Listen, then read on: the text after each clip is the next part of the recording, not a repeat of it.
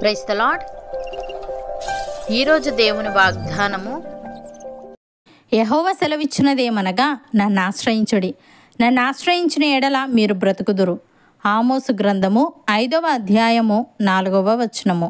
సహోదరి సహోదరులారా, పాత నిబంధనలోని 12 మంది చిన్న ప్రవక్తలలో ఒకడైన ఆమోసు ఇజ్రాయేలీయులను ఉద్దేశించి ఈ మాట పలికాడు.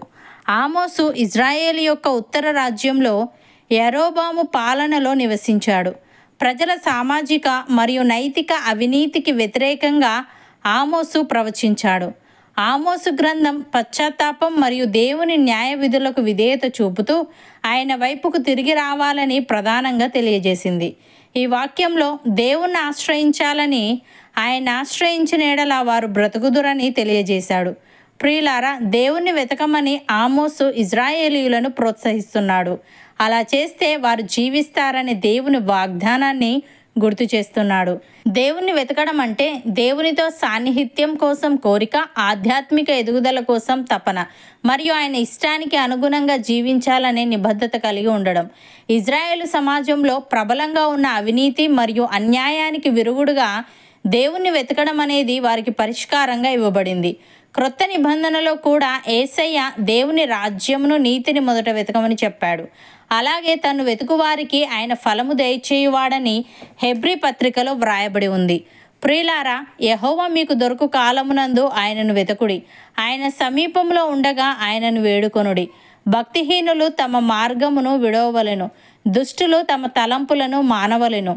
వారు యెహోవా వైపు తిరిగిన ఎడల ఆయన వారి యందు జాలిపడును. వారు మన దేవుని వైపు తిరిగిన ఎడల ఆయన బహుగా క్షమించును. కీర్తనాకారుడు ఈ విధంగా అంటున్నాడు: దేవుడు లేడని బుద్ధిహీనులు తమ హృదయములో అనుకొందురు. వారు చెడిపోయిన వారు అసహ్య కార్యములు చేయుదురు. మేలు చేయువాడొకడునూ లేడు. వివేకము కలిగి దేవుణ్ణి వెతుకువారు కలరేమో అని యెహోవా ఆకాశము నుండి చూచి నరులను పరిశీలించెను. వారందరూ దారి తొలగి బొత్తిగా చెడి ఉన్నారు. మేలు చేయు వారెవరునూ లేరు, ఒక్కడైననూ లేడు. యెహోవాకు ప్రార్థన చేయక ఆహారము మింగునట్లు నా ప్రజలను మింగుచు, పాపము చేయువారికందరికీ తెలివి లేదా? పాపము చేయువారు బహుగా భయపడుదురు. ఎందుకనగా దేవుడు నీతిమంతుల సంతానము పక్షముననున్నాడు అని. ప్రియులారా, నీతిమంతుడు విశ్వాసమూలముగా జీవించునని వ్రాయబడిన ప్రకారము విశ్వాసమూలముగా అంతకంతకు విశ్వాసము కలుగునట్లు దేవుని నీతి దాని యందు బయలుపరచబడుచున్నది. దుర్నీతి చేత సత్యమును అడ్డగించు మనుషుల యొక్క సమస్త భక్తిహీనత మీదను, దుర్నీతి మీదను దేవుని కోపము పరలోకము నుండి బయలుపరచబడుచున్నది. ఎందుకనగా దేవుని గూర్చి తెలియశక్యమైనదేదో అది వారి మధ్య విషదమై ఉన్నది. దేవుడు అది వారికి విషదపరచెను. ఆయన అదృశ్య లక్షణములు అనగా ఆయన నిత్యశక్తియు దేవత్వమును జగదుత్పత్తి మొదలుకొని సృష్టింపబడిన వస్తువులను ఆలోచించుట వలన తేటపడుచున్నవి గనుక వారు నిరుత్తరులై ఉన్నారు.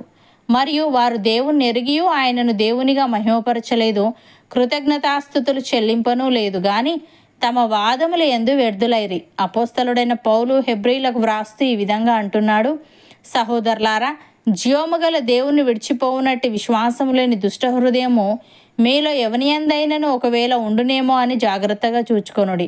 నేడు మీరాయన శబ్దమును వినిన ఎడల కోపము పుట్టించినప్పటి వలె మీ హృదయములను కఠినపరుచుకొనకూడని ఆయన చెప్పెను గనుక పాపము వలన కలుగు భ్రమచేత మీలో ఎవడునూ కఠినపరచబడకుండునట్లు నేడు అనబడు సమయముండగానే ప్రతి దినమును ఒకనికొకడు బుద్ధి చెప్పుకొనుడి. ఏలే అనగా మొదటి నుండి మనకున్న దృఢ విశ్వాసము అంతము మట్టుకు గట్టిగా చేపట్టిన ఎడలనే క్రీస్తులో పాలివారమై ఉందుము అని. సహోదరి సహోదరులారా, మనం ఇక మీదట పసిపిల్లలమై ఉండి మనుష్యుల మాయోపాయముల చేత వంచనతోనూ తప్పు మార్గమునకు లాగు కుయుక్తితోనూ గాలికి కొట్టుకొని పోవునట్లు కల్పింపబడిన ప్రతి ఉపదేశమునకు ఇటు అటు కొట్టుకొని పోవచ్చు అలల చేత ఎగురగొట్టబడిన వారమైనట్లుండక ప్రేమ కలిగి సత్యము చెప్పుచు క్రీస్తు వలె ఉండుటకు మనమన్ని విషయములలో ఎదుగుదము. అవును అన్నవారు నాతో పాటు ప్రార్థనలో ఏకీభవించండి. పరిశుద్ధుడా, ప్రేమగల తండ్రి, నిన్ను ఆశ్రయించాలని, నీవు మాకు దొరకు కాలమునందు నిన్ను వెతకాలని, నీవు సమీపములో ఉండగా నిన్ను వేడుకోవాలని నీవు తెలియజేశావు. తండ్రి, నీకు స్తుతులు.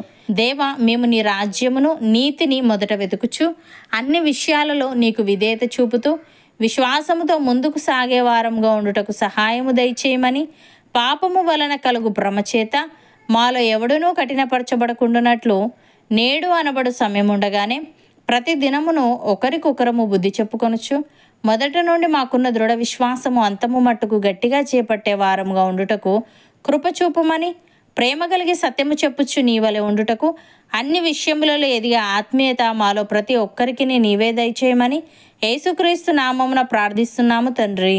ఆమెన్.